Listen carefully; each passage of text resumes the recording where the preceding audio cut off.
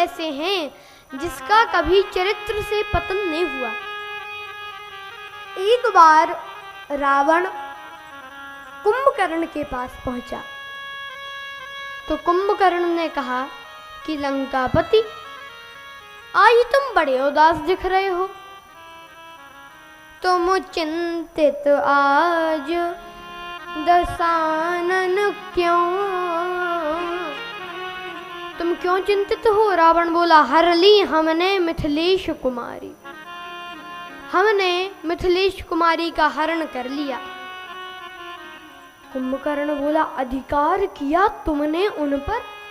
तुमने उन पर अधिकार किया? रावण बोला, कैसे अधिकार किया? लखती ही नहीं वह और हमारी, वो हमारी ओर देखती ही नहीं है।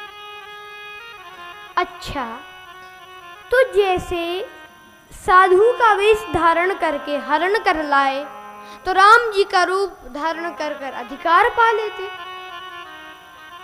तब राघव ही ना बने तुम क्यों? रावण बोला, इसमें हमको भय भैरव भारी क्यों? जब राघव रूप लगा बनने तब मातु समान लगी पर नारी। जब मैं राम जी का रूप धारण किया मैंने तो मेरे मन से तो वासना चली ही गई, मुझे दूसरी की नारी माता के समान दिखने लगी। तो बैरऊ राम बड़ाई करहीं। राम जी के शत्रु भी उनकी बड़ाई करते हैं।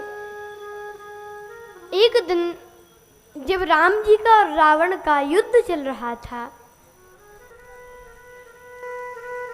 तो मेघनाथ का वध हुआ।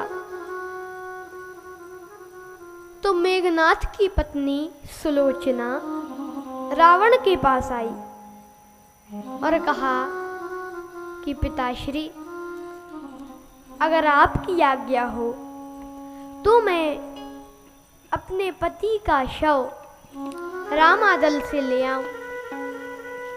रावण बोला, अवश्य बेटी जाओ, अवश्य जाओ। अब दरबारी सोचे कि महाराज, सभा में था उस समय रावण, दरबारी सोचे कि महाराज आपकी 10-10 बुद्धियां हैं, एक में भी समझ नहीं है, 20-20 नेत्र हैं, एक से भी दिखाई नहीं देता। कहा क्यों?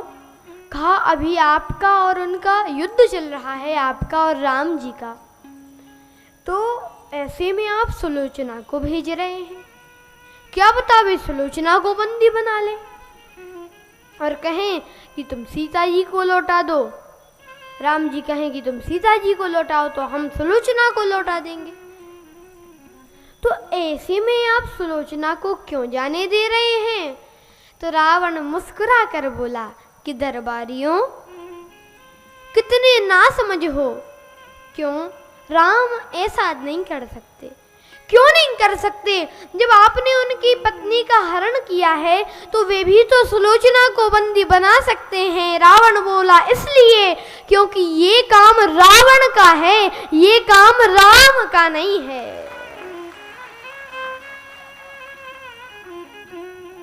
और एक बार तो श्री तुलसीदास